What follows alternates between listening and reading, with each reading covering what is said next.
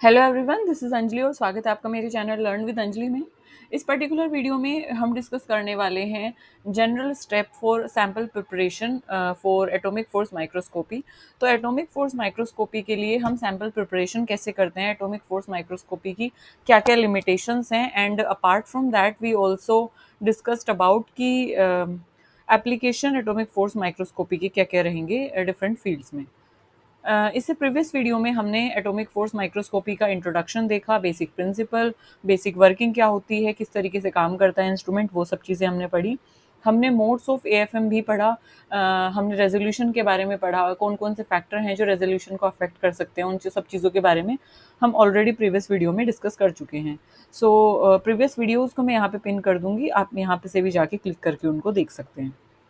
तो चलिए स्टार्ट करते हैं एटॉमिक फोर्स माइक्रोस्कोपी में सैंपल प्रिपरेशन हम कैसे करते हैं। मान लीजिए कि एटॉमिक फोर्स माइक्रोस्कोपी, अगर हमें किसी सैंपल का सरफेस रफनेस या सरफेस कैसा टेक्सचर है उसका, उसको चेक करना है, तो सैंपल को हमें एक तरीके से एक सर्टेन वे में प्रिपेयर करना होगा ताकि एटॉमिक फोर्स माइक्रोस्कोपी जो एटॉमिक फोर्स माइक्रोस्कोपी के लिए वो सुटेबल हो, या जब हम उसे स्टेज पे रखें, स्टेज इज दैट प्लेटफॉर्म जहाँ पे सैंपल को रखा जाता है। तो जब हम एएफएम जो इंस्ट्रूमेंट है उसके स्टेज पे सैंपल को माउंट करे, तो जो टिप है यानी कि जो प्रोब है वो आसानी से सैंपल की जो सरफेस है उसको बिना उसे डैमेज किए उसकी जो सरफेस का इंस्पेक्शन है वो आसानी से कर सके।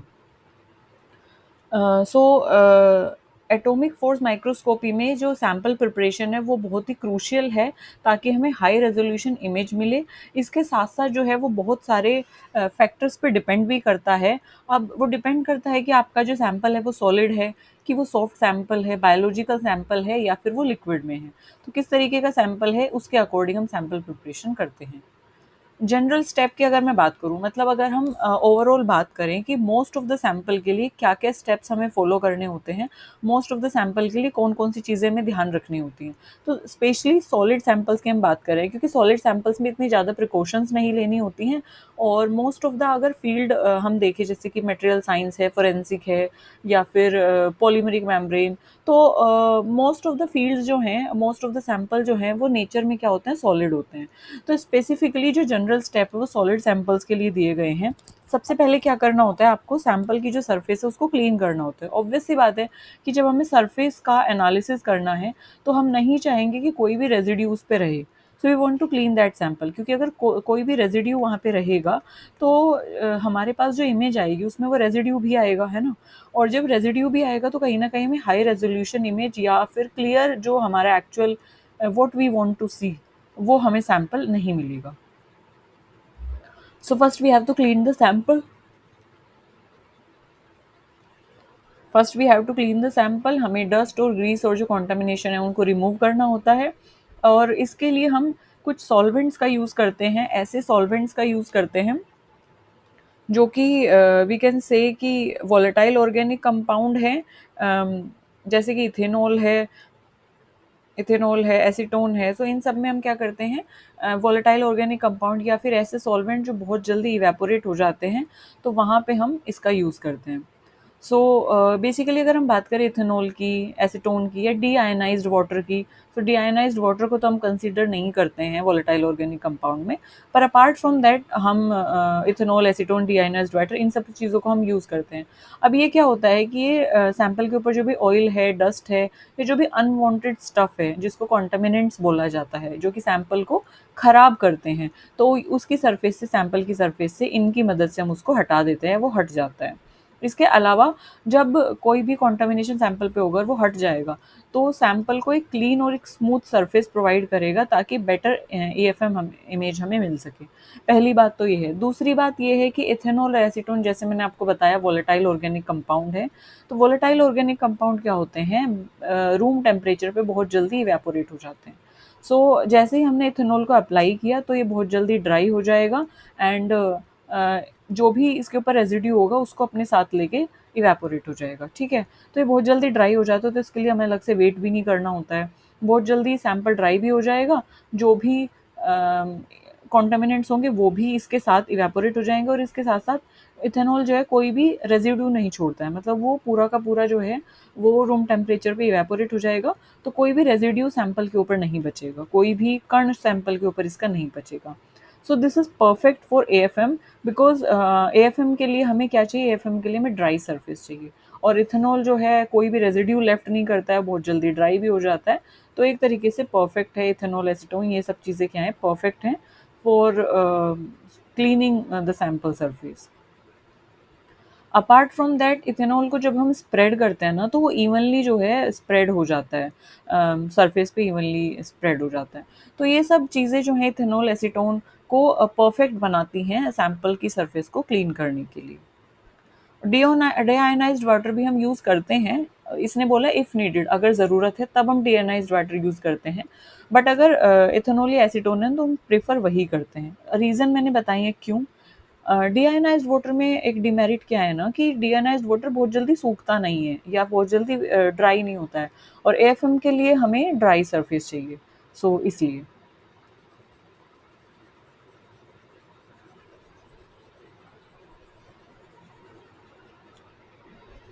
सेकंड स्टेप आता है हमारे पास माउंटिंग द सैंपल। माउंटिंग का मतलब होता है एक तरीके से प्लेस करना, सैंपल को प्लेस करना। So we attach the sample to a magnetic और metal AFM sample disk using double sided tape या एपॉक्सी ग्लू या कंडक्टिव पेस्ट। सो होता क्या है कि हम मैग्नेटिक, हम सैंपल को जो है मेटल की या मैग्नेटिक जो सैंपल की डिस्क होती है उसके ऊपर हम क्या करते हैं, अटैच करते हैं सैंपल को। डबल साइडेड टेप की मदद से हम उसको कर सकते हैं। मान लीजिए कि डबल साइडेड टेप है, तो इसको जब हम यहाँ से इसका जो कवरिंग है वो हटाएंगे, तो ये वाली जो स्टिकी साइड है वो किसके ऊपर पेस्ट होगी, मैग्नेटिक या मेटल एएफएम की जो डिस्क है उसके ऊपर। और ऊपर की जो स्टिकी साइड है, क्योंकि डबल साइडेड टेप है, तो ऊपर की जो स्टिकी साइड है उस पर हम क्या करते हैं, उस पर हम सैंपल को प्लेस कर देते हैं। सो उस पे हमारा सैंपल प्लेस हो जाता है। सो इस तरीके से डबल साइडेड टेप या एपॉक्सी ग्लू या कंडक्टिव पेस्ट हम यूज़ करते हैं। अगर हमें इलेक्ट्रिकल मेजरमेंट करना है या इलेक्ट्रिसिटी या इलेक्ट्रिक चार्ज को देखना है, तो हम कंडक्टिव पेस्ट भी यूज़ करते हैं। अम, उसके बाद क्योंकि एएफएम के लिए ड्राई होना ज़रूरी है सैंपल का, तो हम सैंपल को इंश्योर करते हैं कि वो ड्राई कंडीशन में हो, कम्प्लीटली ड्राई हो। अगर हमने इन केस उसको वॉश करने के लिए, उसको क्लीन करने के लिए हमने डी आयनाइज्ड वाटर का यूज़ किया है, तो वी एंश्योर दैट कि जो सैंपल है वो कम्प्लीटली ड्राई हो। क्योंकि specially if we are using air और वैक्यूम मोड, अगर हम वैक्यूम मोड को यूज़ कर रहे हैं, अगर हम एयर मोड को यूज़ कर रहे हैं, सो वहाँ पे सैंपल का ड्राई होना बहुत ज़रूरी है, वरना वो इंटरफेरेंस क्रिएट करता है और उसकी वजह से हमें जो रेजोल्यूशन है इमेज का वो ठीक नहीं मिल पाता है, एक तरीके से हाई रेजोल्यूशन इमेज हमें नहीं मिल पाती है।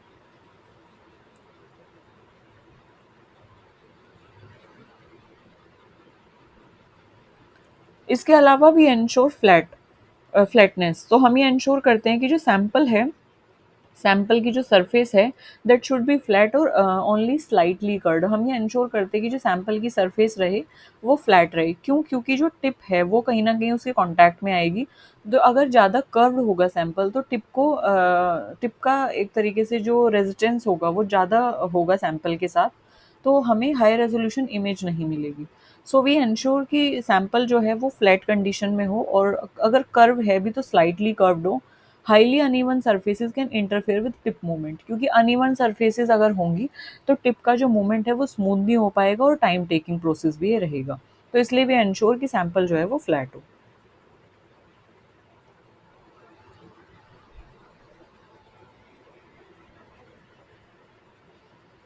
सो जैसे आप यहाँ पे देख सकते हैं कि जनरल स्टेप में हमने देखा कि सैंपल की सरफेस क्लीन हो, सैंपल को माउंट करते हैं हम, सैंपल को ड्राई करते हैं और सैंपल को इंश्योर करते हैं कि वो फ्लैट ही कंडीशन में पेस्ट हुआ हो। अगर हमें सॉफ्ट सैंपल या बायोलॉजिकल सैंपल का एएफएम करना है, सॉफ्ट सैंपल या बायोलॉजिकल सैंपल से मेरा मतलब है कि ऐसे सैंपल जो कि बहुत प्रोन है डैमेज के, मतलब सॉफ्ट हैं, बायोलॉजिकल हैं, तो अगर टिप बार बार उनके ऊपर एक ही सरफेस पे लगती है तो they can, it can damage that sample. तो उनके लिए हमें थोड़ा अलग से और प्रिकॉशंस लेनी होती हैं। तो क्या क्या चीज़ें हमें ध्यान में रखनी होती हैं वो हम देख लेते हैं।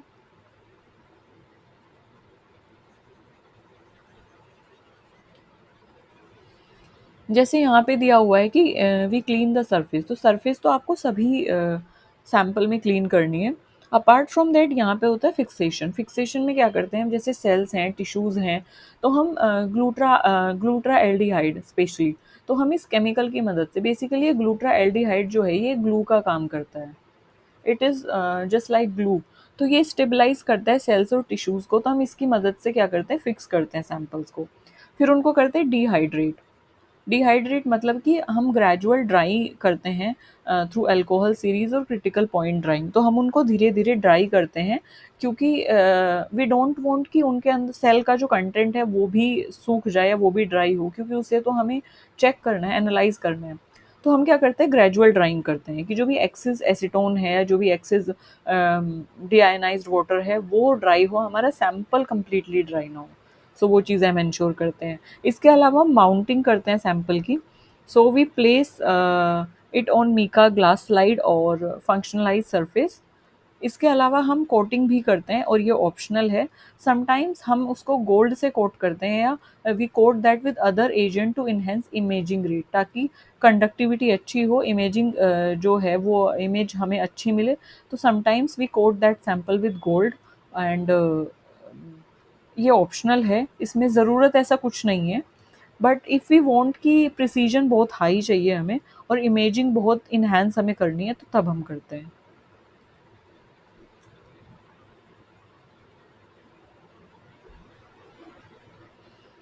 और कुछ कंडीशंस में हम सैंपल को मॉइस्ट भी रखते हैं।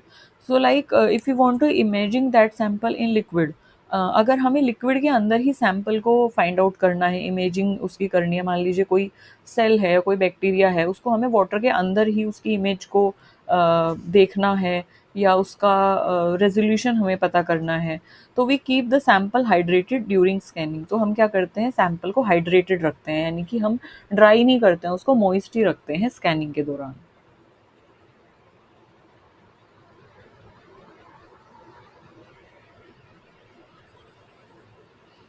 क्या क्या टिप्स हमें फॉलो करने हैं, हमें ये फॉलो करना है कि we have to avoid air bubbles और लूज पार्टिकल्स। तो हमें अवॉइड करना है कि कोई भी एयर बबल्स उसमें ना रहें, कोई भी लूज पार्टिकल उसमें ना रहें। एएफएम की जो टिप है वो बहुत ही सेंसिटिव होती है और बहुत ही छोटी होती है, बहुत ही पतली होती है। So we have to handle that AFM tip carefully and mounted sample with care to prevent contamination और डैमेज। तो हमें कुछ इस तरीके से हैंडल करना है सैंपल को और टिप को, कि सैंपल का कंटामिनेशन ना हो और टिप डैमेज ना हो। सो साथ ही साथ हमें ग्लव्स यूज़ करने हैं और क्लीन टूल्स को यूज़ करना है, ताकि जो भी डर्ट और ऑयल जो भी इंट्रोड्यूस हुआ है सैंपल पे, वो सैंपल के रेजोल्यूशन को ख़राब ना करे, तो कोई भी डर्ट और जो ऑयल है वो इंट्रोड्यूस ना हो सैंपल की सरफेस पे।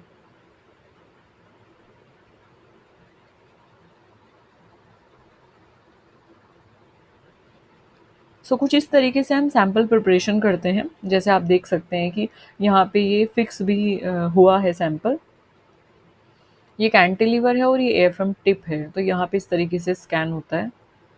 अगर मैं एप्लीकेशंस की बात करूँ तो कि एटॉमिक फोर्स माइक्रोस्कोपी जो है वो किन किन फील्ड में यूज़ की जाती है, तो मटेरियल साइंस में एटॉमिक फोर्स माइक्रोस्कोपी का यूज़ होता है जो सरफेस है उसकी रफनेस को देखने के लिए, बेसिकली कि सरफेस का जो एक तरीके से टेक्सचर है वो कैसा है, उसकी मॉर्फोलॉजी एनालिसिस के लिए, नैनो मैकेनिकल प्रॉपर्टीज टेस्टिंग के लिए।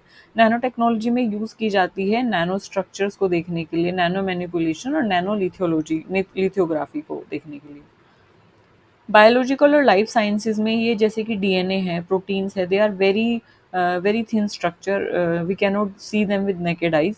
सो बायोलॉजिकल और लाइफ साइंसेज में सेल्स, डीएनए, प्रोटीन, इन सबको देखने के लिए, सेल मेम्ब्रेन की प्रॉपर्टी की स्टडी करने के लिए हम इनका यूज़ करते हैं। पॉलीमर्स में phase separation study, mechanical testing for soft polymer surface. Semiconductors में कि चिप्स में क्या डिफेक्ट है उसके एनालिसिस के लिए। और फार्मास्यूटिकल यानी कि जहाँ पे मेडिसिन्स बनती हैं, तो ड्रग पार्टिकल की सरफेस कैसी है उसको देखने के लिए, और एक ड्रग पार्टिकल जो है वो अपने जो भी जिसके लिए वो बनाया गया है जो ड्रग, सो उसके मॉलिक्यूल के साथ वो किस तरीके से इंटरेक्ट करता है। इन्वायरमेंटल साइंस में हम पॉल्यूटेंट की सरफेस को एनालाइज करते हैं और मेम्ब्रेन जो है, मेम्ब्रेन पे फाउलिंग किस तरीके से होती है और फाउलिंग के बाद सरफेस का क्या स्ट्रक्चर होता है, वो उसको देखने के लिए हम यूज़ करते हैं। केमिस्ट्री में सरफेस रिएक्शंस स्टडीज़ के लिए, कि कोई भी जो सब्सटेंस है वो उसके सरफेस पे कैसे रिएक्शंस होती है और वो किस तरीके से सरफेस से ख़राब होता है, तो इन सब की स्टडी के लिए हम केमिस्ट्री में इसका यूज़ करते हैं। फोरेंसिक में जब हम क्रिमिनल डेटा को देखते हैं, क्रिमिनल स्टडी को देखते हैं, तो हम सरफेस टेक्सचर कंपैरिजन करते हैं। जो भी हमारे पास सबूत होते हैं, एविडेंसेस होते हैं, तो उनका एनालाइज करते हैं हम हाई रेजोल्यूशन सरफेस इमेजिंग को लेके। जैसे आप यहाँ पे देख सकते हैं कि एएफएम की जो इमेज है, यहाँ पे आपको दिख रहा है कि ये कोई सैंपल है और इसकी जो सरफेस है, तो इसकी 3D एक तरीके से इमेजिंग की गई है। This is, you can say this is x axis, this is y axis, like it is just like that. This is x axis और ये ऊपर है वाई एक्सिस और ये इधर z axis. So this is x, this is y और this is z. You can say that this one, yes, x and y. अगर हम इसको इस तरीके से कर दे तो ये वाई बन जाएगा, and yes this one is Z. So 3D image आप देख सकते हैं सैंपल की, तो आप देख सकते हैं कि सरफेस जो किस तरीके से रफ है। हमें ऊपर से सरफेस क्लीन दिख रही होगी, बट जब हम उसका एटॉमिक फोर्स माइक्रोस्कोपी से देखेंगे तो सरफेस में कुछ इस तरीके के स्ट्रक्चर्स मिलेंगे, जिससे आप ये पता लगा सकते हैं कि उसका टेक्सचर कैसा है, वो स्मूथ है कि वो रफ है। जैसे अगर मैं बात करूँ ग्लास सरफेस की, तो ग्लास आपने देखा होगा बहुत ही सॉफ्ट, मतलब ऐसा क्लीन लगता है ऊपर से देखने में, सरफेस बहुत क्रिस्टल क्लियर लगती है। जब आप उस पे हाथ भी लगाएँगे तो ट्रांसपेरेंट होगा वो, तो आपका हाथ भी उस पे से फिसल जाएगा। बट क्या आप सोच सकते हैं कि अगर आप ग्लास को भी एटॉमिक फोर्स माइक्रोस्कोपी के थ्रू देखो, तो ग्लास में भी ऐसे टाइनी जो माइक्रो स्ट्रक्चर्स हैं, या टाइनी जो माइक्रो एक तरीके से वॉइड्स हैं या माइक्रो क्रैक्स हैं, वो आपको नहीं दिखेंगे। सो ग्लास की भी जो सरफेस है उसकी कुछ रफनेस होती है। तो जैसे आप देख सकते हैं, अगर आप ग्लास के सरफेस को एएफएम के अंडर देखोगे, तो उसमें भी आपको इस तरीके से कुछ बम्प्स दिखाई देंगे। तो यानी कि वो भी कितना ज़्यादा रफ है, वो ये शो कर रहा है, जिसको हम नेकेड आइज से नहीं देख पाते। Okay, so this image is for glass surface, जैसे यहाँ पे मेंशन है। और ये वाली जो इमेज है, ये है गोल्ड नैनो पार्टिकल की। तो गोल्ड नैनो पार्टिकल की इमेज है, नैनो पार्टिकल्स बहुत छोटे होते हैं, बट एएफएम के थ्रू हम इनको देख सकते हैं कि कितना टेक्सचर भी उसका बता रहा है और कितना मैग्नीफिकेशन पे, कितने रेजोल्यूशन पे आपको इमेज मिल रही है। अपार्ट फ्रॉम इट, जैसे ग्लास की हम बात कर रहे थे, तो ग्लास जो है बहुत ही ज़्यादा स्मूथ दिखता है, बट उसका जो एफएम, अगर हम एटॉमिक फोर्स माइक्रोस्कोपी करते हैं, तो उसमें भी आपको बहुत सारे फ्लोज दिखेंगे, वो भी आपको रफ दिखेगा। सो एटॉमिक फोर्स माइक्रोस्कोपी से हमें पता चलता है कि सिर्फ टच करने से चीज़ें स्मूथ या रफ नहीं होती, वो एक्चुअली में कैसी है वो हम एक इंस्ट्रूमेंट से ही पता कर सकते हैं।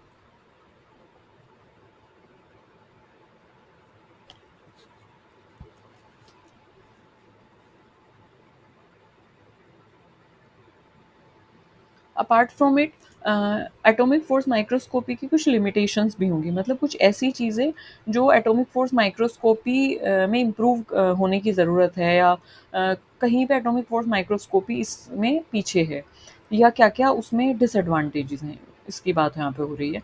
सबसे पहला है कि स्मॉल स्कैन साइज, तो typically limited to 100 micrometer, so large area imaging is not possible. So basically micrometers में एक तरीके से वो इमेजिंग हमें प्रोवाइड करता है, तो लार्ज एरिया के लिए पॉसिबल नहीं हो पाता है। स्लो स्कैन स्पीड, तो हाई रेजोल्यूशन अगर हमें इमेज चाहिए, तो इट टेक्स टाइम। तो बेसिकली जो टिप है वो धीरे धीरे, बहुत माइनर माइन्यूट सी जो भी सरफेस के ऊपर इम्प्योरिटीज़ हैं, या सरफेस के ऊपर जो भी उसका टेक्सचर है, उसको पता लगाने के लिए, या उसमें जो भी क्रैक्स हैं उनका पता लगाने के लिए जो स्कैन स्पीड होगी वो स्लो हो जाएगी, जिसकी वजह से टाइम कहीं ना कहीं टाइम कंज्यूमिंग हो जाता है। तो रियल टाइम प्रोसेसेस के लिए आइडियल नहीं माना जाता। टिप वियर और डैमेज, तो जो प्रोब है या जो टिप है वो ही एटॉमिक फोर्स माइक्रोस्कोपी में मेन हीरो है, क्योंकि वही सैंपल की सरफेस पे मूव करके सैंपल का जो डेटा है, एनालिसिस है, वो हमें देता है। जो बार बार है, बार बार यूज़ करने के बाद या बार बार चलने के बाद जो टिप है वो ब्लंट हो सकती है और कॉन्टामिनेट हो सकती है। जिसकी वजह से जो इमेज क्वालिटी है और जो एक्यूरेसी है वो रिड्यूस हो जाएगी। सैंपल डैमेज होता है कॉन्टैक्ट मोड में। तो कॉन्टैक्ट मोड की बात आती है, तो कॉन्टैक्ट मोड हमने ऑलरेडी प्रीवियस वीडियो में डिस्कस किया हुआ है। तो कॉन्टैक्ट मोड में क्या होता है, सॉफ्ट या बायोलॉजिकल सैंपल जो है वो स्क्रैच हो सकते हैं, या फिर टिप के मूवमेंट से वो क्या हो सकते हैं, डिफॉर्म्ड भी हो सकते हैं। लिमिटेड डेप्थ इन्फॉर्मेशन, सो ये जो है हमें हर चीज़ के बारे में आइडिया नहीं देता है। मतलब एएफएम जो है हमें एलिमेंटल एनालिसिस का आइडिया नहीं देगा, या एएफएम जो है वो ग्रे स्केल में इमेज नहीं प्रोवाइड करता है। एएफएम बहुत माइन्यूट लेवल पे इमेज नहीं हमें प्रोवाइड करेगा। It only provide us image of surface topography. Surface topography की इमेज, सरफेस रफनेस की, स्मूथनेस की इमेज सिर्फ ये हमें प्रोवाइड करता है। बट कोई भी इंटरनल स्ट्रक्चर, जैसे कि सैम या टैम हमें प्रोवाइड कर रहे थे, इंटरनल स्ट्रक्चर का एक पूरा आइडिया हमें दे रहे थे कि स्ट्रक्चर क्या होगा, वो एएफएम में नहीं पता चलता है। सो इसके लिए हमें फ्लैट सैंपल्स के सरफेस की ज़रूरत होती है। तो अनइवन और अगर हाईली कर्व्ड सरफेस होंगी तो स्कैनिंग प्रॉपर नहीं हो पाएगी, और जो टिप है उसको भी डैमेज होगा, वो भी कहीं ना कहीं स्क्रैच हो जाएगी। Sensitive to vibration and noise. Extreme external vibration can distort the image, require vibrational isolation. तो अगर external vibration है तो वो distort कर सकती है इमेज को। तो इन्वायरमेंटल सेंसिटिविटी जैसे कि ह्यूमिडिटी बदल रही है या टेम्परेचर बदल रहा है, तो it can affect measurement and tip sample interaction. क्योंकि इन्वायरमेंट की सेंसिटिविटी इसलिए इंपॉर्टेंट है क्योंकि नॉन कॉन्टैक्ट मोड में क्या होता है कि van der Waals force, electrostatic force of attraction, इसी वाइब्रेशंस के साथ थ्रू जो है वो कम्युनिकेशन किया जाता है। सो इन्वायरमेंटल सेंसिटिविटी में जैसे कि ह्यूमिडिटी अगर बदल रही है, टेम्परेचर अगर बदल रहा है, तो ये टिप और सैंपल की जो इंटरेक्शन है स्पेशली कॉन्टैक्ट मोड में, उसको कहीं ना कहीं क्या करेगा, स्पेशली कॉन्टैक्ट मोड में तो है ही, बट नॉन कॉन्टैक्ट मोड में ज़्यादा। सो ये क्या करेगा, वैरी कर देगा या अफेक्ट करेगा मेजरमेंट को। आर्टिफैक्ट्स की अगर मैं बात करूँ इमेजिंग में, तो improper scanning can leads to image distortion and false features. तो अगर इम्प्रॉपर स्कैनिंग होगी तो इमेज जो है हमें क्लियर नहीं आएगी, और हमें आइडिया नहीं लगेगा सरफेस पे क्या एक तरीके से रिएक्शंस हो रही हैं, या सरफेस पे क्या चीज़ें चल रही हैं। कॉम्प्लेक्स सेटअप है लिक्विड इमेजिंग के लिए। So imagine in fluid environment, जैसे कि आपको लाइव सेल की इमेजिंग करनी है तो फ्लूइड इन्वायरमेंट में होगी, क्योंकि फ्लूइड इन्वायरमेंट में वो लाइव रहेगी। तो अगर आपको इमेजिंग करनी है, लिक्विड इमेजिंग करनी है, या कोई भी सैंपल जो लाइव है फ्लूइड इन्वायरमेंट में अगर है, तो उसकी अगर आपको इमेजिंग करनी है, तो उसके लिए स्पेशल प्रोसीजर यानी कि एक स्टेप भी बढ़ जाता है, और इसके लिए आपको स्पेशल इक्विपमेंट की ज़रूरत भी होती है। तो ये सब इसके कुछ लिमिटेशंस थी एटॉमिक फोर्स माइक्रोस्कोपी की, जो कि इस वीडियो में ऑलरेडी मैं डिस्कस कर ली हैं। सो इसके अलावा भी आपका कोई क्वेरी है, सजेशन है, please feel free to ask me in the comment section.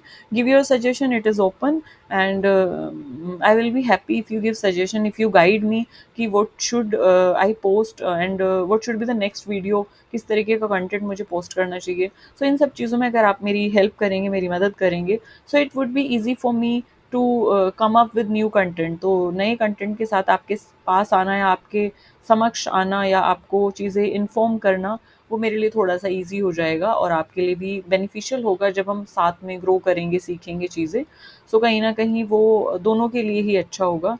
So this is it in this video, जिसमें हमने लिमिटेशंस पढ़ी एएफएम की, इसके साथ साथ एप्लीकेशंस कहाँ कहाँ पे डिफरेंट फील्ड में एएफएम किस तरीके से यूज़ होता है, कैसा इसका इमेजिंग दिखती है, किस तरीके की इमेजिंग इसकी होती है, सैम्पल प्रिपरेशन इसमें किस तरीके से होता है। So this is it in this video, thank you for listening me so patiently, bye bye.